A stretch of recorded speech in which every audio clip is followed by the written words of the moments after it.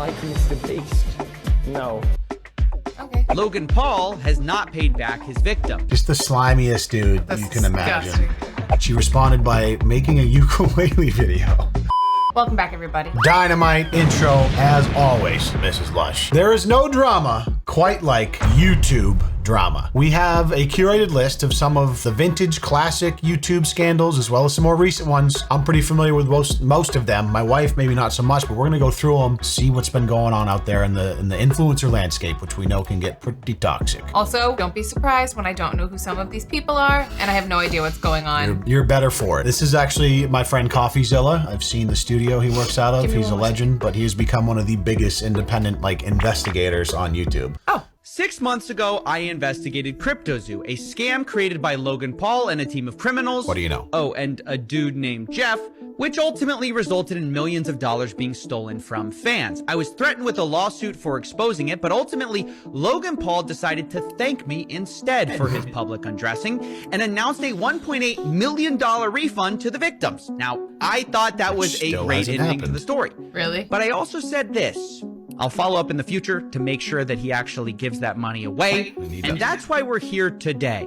It's been 6 months, so here's a follow-up. Logan Paul has not paid back his victims. He hasn't talked about it since he first announced he was going to pay them back. And what's worst of all, he doesn't seem to have a plan in place to refund anyone. As always, Logan Paul, a profiteering, money-hungry influencer shark. So he, at the height of the NFT thing, obviously, everybody that has an audience has some sort of bird, some sort of scammer chirping in the air like, dude, let's just create this NFT. We can make this game. And all of these people invest all this money because they love Logan Paul. He's the greatest YouTuber of all time. And then it goes directly to zero. Now, for what it's worth, I have no sympathy. Anyone who's going to invest in a Logan Paul NFT deserves to have their investment go to zero. But he's got a lot of kids that are fans, kids in their teens that maybe were into it and were like, oh, maybe this will, yeah, and they're spending their, their hard-earned Starbucks paycheck on NFT. Steven absolutely torched him. He went nuts, threatened to sue, the whole thing, tried to get lawyers involved, and eventually realized he was in the wrong. It was like, I'm sorry, I'll end up paying him back. Here we are 6 months later, not a peep, hasn't paid a dime. What a douche. So there's no recourse. There should be legal recourse. I don't know if, but this is like a dime a dozen, man. There was so many influencers. This like, too bad, too sad, you invest at your own risk and... That's classic Logan Paul. You remember, speaking of Logan Paul, you remember this classic, right? This I recorded a dead body in the forest and posted it on YouTube. My name is Pogan Lal, and here is the disturbing story First of all, I cannot stand this AI voice-to-text bullshit, but this is like and TikTok. continuous lapse in my judgment. I had flown to Japan with my friends in December 2017 to make fun content involving vlogging and pranks.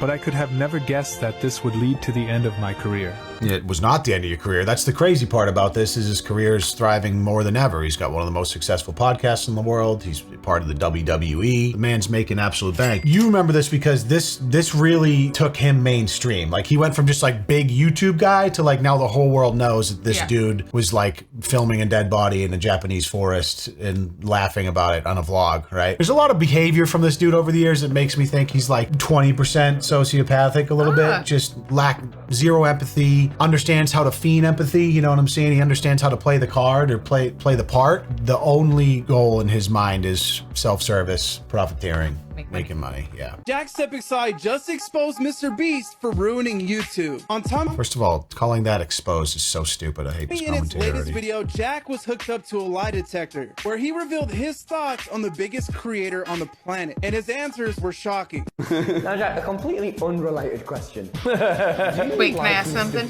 Does this person have anything to do with Mr. Beast? No, he's just one of the biggest YouTube creators on the planet. This person? Jacksepticeye, yeah, he's like one of the biggest gaming YouTubers. He's been in the game forever. He's multi-millionaire. They know each other. I mean, anytime you're that big in the space, I don't know what their personal relationship is, so but he's not like part of him his opinion? Yes. Okay. Like Mr. Beast? No. Jack. Oh! Do you think Mr. Beast ruined YouTube? Yes.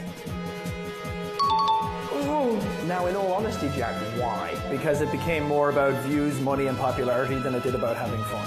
You just don't think you had fun playing Squid Games? You think Interesting you had fun response. Riding on yachts? Building wells in Africa? I don't know. If he had fun doing those videos, they'd be longer. We'd see the fun. Ooh.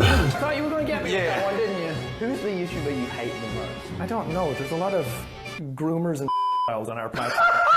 It's true. Mr. Beast has responded saying that this is completely disrespectful. I think there's a nuanced take to this conversation where when you talk about like ruining YouTube's not the right way to phrase it. Sure. He made content. Change the style he of made content that people want to put out there. Right. Like YouTube initially was a thing about like people sharing their passions in that little crappy camera in a bathroom and like playing guitar, like very behind the curtain, like maybe became about the money, but what Mr. Beast is essentially, not to say that he's not having fun with his friends, but his singular only goal has been, how can I create a video that is going to reach the widest audience possible at all times? So he cracked the code. Mr. Beast is suing Mr. Beast Burger for $10 million.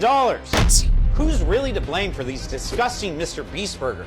Did Jimmy's viral tweets about Beast Burger cause his plans to explode? Because now Beast Burger is countersuing Mr. Beast for $100 million. Come on. Mr. Beast Burger launched in 2020 during the... I remember. Yeah, this was huge. Obviously, he went into the ghost restaurant business. This, to me, in my mind, I'm like, yeah, this was obviously going to happen when you do food at this type of scale. By Mr. Beast and partner company VDC. Over time, people complain that the quality of Mr. Beast Burger has taken a massive dive. Jimmy claims that this Mr. Beast Burger fiasco has damaged his brand and his reputation. In response, Jimmy wants to terminate the agreement they had. Jimmy posted this tweet about the situation. VDC claimed that some of Jimmy's tweets about Mr. Beast Burger were disparaging and ruined their company's reputation. Now, does this mean Jimmy may have also breached the contract? I'm gonna give it to you straight, YouTube. There's a decent chance. Contracts often have non-disparagement clauses in which you agree you won't say anything negative about the other party. If the influence of Jimmy's tweets caused financial losses for VDC, then they may have a case. So this is an ongoing thing, I imagine. It was bound to happen. So that was kind of this ghost kitchen idea, is this fact that like he did this during the pandemic, and basically it was this whole idea that you have this social media influence. Why don't you use existing infrastructure through existing restaurants that maybe need the business? You build an app, they integrate these restaurants, and now you're selling Mr. Beast burgers with this kind of custom menu out of these restaurants that are making them, and then the food's getting picked up and delivered to these people. Now he did eventually open his own, but there's no way you can do food at that kind of scale and maintain quality control. It's absolutely impossible, especially when you're not doing anything in-house. You're literally just creating an app to create this massive influx in business for people that are probably ill-prepared to do this much volume. There's not the right there's nobody that works for you and has your best interest at heart, just like at all of these restaurants. Sure. So it's no surprise to me that this thing went south. It sucks to see. You were talking in detail about things you wanted to do to the waiter. And when I said, James, he's straight, your response was, doesn't matter, I'm a celebrity. So freaking gross. And you said that in front of my family, in front of my childhood friends. I had to call every one of them up the next morning and apologize on your behalf because it was so uncomfortable. Where were you when the Toddy Westbrook and James Charles drama unfolded? Do you have any idea? Do you remember this at all? This was like the first time James Charles got accused of being a creepy groomer. And it's happened again since. Oh, so any of this stuff that I'm familiar with, it's through you. Yes. Or possibly sitting here and No, James Charles is videos. pretty mainstream. I'm sure you saw it on like some tabloids or whatever. But that in the YouTube community, man, people's careers were made off of this. Like T channels made so much money just talking about this drama because it was hot for like months. I mean, this was like 2018 maybe. It was just crazy to kind of see this woman, 40-something-year-old woman with a family, come out and like absolutely dunk and basically make a cancel video on like at the time 19-year-old. But turns out James Charles is a bit of a creep. He's always trying to sleep with like underage straight dudes that aren't. Yeah, it's very strange. Twitch streamer Nadia was recently banned for doxing someone live on stream. Dox me and they'll hate. So I just want to say, Daddy Slayer, I know you use your name as Daddy Slayer, and you said enjoy using cheats, but what you don't know is that when you send me money on PayPal, it actually gives me your full name. So Charlie, thank you for the $1 dono. But despite breaking Twitch terms of service, she was unbanned just a few hours later, causing many people to debate, should she have been banned longer by Twitch? What do you guys think? She called them out with their real name? Yeah, so Which is a no-no? she's a popular Call of Duty streamer that apparently is good, but has been accused of cheating a million times. Even I don't know if she has or not, but yeah, you're like the whole idea of doxing people on the internet is a big no-no, especially like full names if they don't have their names out there, especially if you're someone with an audience or a platform. Okay. I don't know if there's criminal elements to it, but it is not allowed. So yeah, she looked at his real name because of a PayPal. That the ironic part is that he donates her money on Twitch and then talks to her. It's a fascinating hobby. A lot of people are saying some things about me that God. aren't quite true. Doesn't matter if it's true though. Just as long as it's entertaining to you. Is that so, Colleen? What an interesting take. So Colleen Ballinger, also known as Miranda Sings, has finally addressed the grooming allegations against her with a song. And she's gone full 2012 with a ukulele. She's responding to allegations first made by online creator Adam McIntyre, who claimed in 2020 that Colleen allegedly formed an inappropriate personal friendship with him while he was a teenager. Adam also suggests that she bullied and manipulated some of her young fans into doing free labor. And Colleen herself previously admitted to sending lingerie to him when he was 13. I've seen tweets about this, very loosely followed it. Like I don't know the details of it. My impression is that this dude is just kind of like a clout hungry pleb, but Colleen's also kind of weird, and I think was just having some inappropriate conversations, group chat stuff with people that were a little under age. They just said that she admitted to sending him lingerie when he was 13.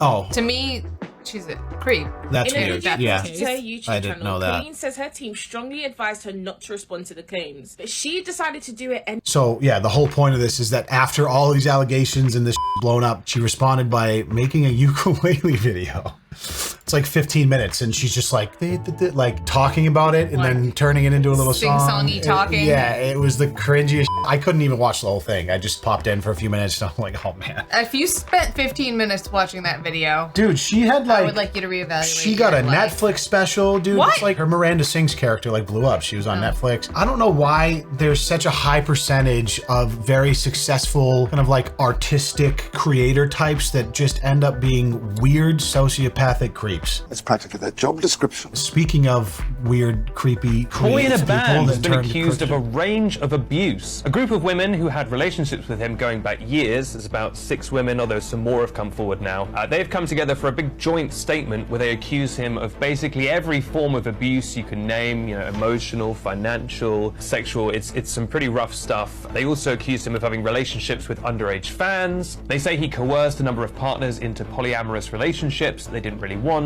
And they just say that he was generally extremely manipulative. They finished the statement by saying, quote, "We don't want anything. We're not interested in being associated with him in any way. All we want to do is warn his young fans about what can happen to them." He did eventually respond to that. That's another very popular musician, creator, same idea, like kind of quirky, very creative, has created a huge cult following over a course of years, and then just completely abused that power dynamic by getting into like online relationships with fans. But it just goes to show you, just because you're creative and you're able to cultivate a following doesn't mean you're not completely broken and up. Little internet attention can people up. Yeah, you know what? It is interesting. Sometimes the attention that people can create these issues. It exacerbates maybe an underlying issue. If you guys don't know Fousey or FouseyTube, he was a original YouTuber from back in the day. Now he's kind of resurfaced as this crazy IRL, intense, controversial kick streamer. The whole. Do you know who FouseyTube is? No.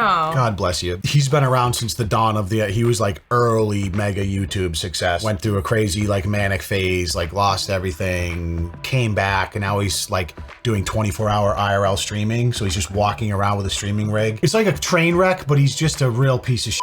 He's extremely popular, and I mean one of the top dogs on Kick streaming at the moment, especially the younger ones. They just love watching this crazy controversial drama all unfold, and everyone thinks his boiling point was about 2 weeks ago. So if you guys didn't see it, he was live streaming at an airport, and there was this really drunk woman who he ended up interviewing or just chatting to, and she was like violently drunk, and she would open up about some very traumatic things in her past, that she was a victim of like sexual assault and human trafficking. Yep. And what did he do? He went off for about 10 minutes with this lady and apparently had intercourse with her in the airport stalls and boasted about it to his viewers like 10 minutes after he came back. All his viewers were actually quite angry about how messed up it was, and was trying to tell him like, hey bro, that's not on, that's not good. And so he like saw that, he noticed that, and then he kind of flipped around. He's like, it's just a joke, like, yeah, just a joke. And then he's going on about how he has a problem with sex addiction and all this stuff, right? It's just like, just the slimiest dude you can imagine. I don't even want to get into it. It's just like, it's crazy because like it's content, it's entertainment. So there's people like watching this dude not only be a scumbag, but then go on to like fall apart, break down, have these episodes. It's like everyone's just in their house, like watching him live stream, like, how do you pull yourself away from this disaster, right? Yeah. I try to avoid it just because it pisses me off so bad that like this type of behavior is rewarded by people's attention. Sure. And there's, you know, weirdly, there's a little bit of irony there in me saying that because, you know, a lot of what I do on my main channel is like giving attention to behavior I can't stand. So I'm aware of that, but I don't think they're benefiting from it in any way, which is, I guess the difference is he's streaming it himself on purpose. You're benefiting from He's making a lot of money. Right. Yeah, that is true. I think that it's okay to benefit from someone else's behavior, but maybe not so much from your own. Sure. All right. I like that. Mrs. Lush is always on my team. Hot take. Love that. Yeah. I can see my wife's brain melting. There's so much more YouTube drama that has happened over the years. This was just a little scrape. Maybe we'll do this again sometime, but you guys tell me in the comments. I'm curious to know, what is the most memorable YouTube drama for you over the past, you know, 8 to 10 years? I know a lot of you guys have probably been YouTube viewers now for at least a decade or more, and we all have that one that was like, wow, that was nuts, and I'm curious to see what that is. As always, a little bit different today, but thank you guys for joining us. We always appreciate your time, and we'll see you in the next video. Peace.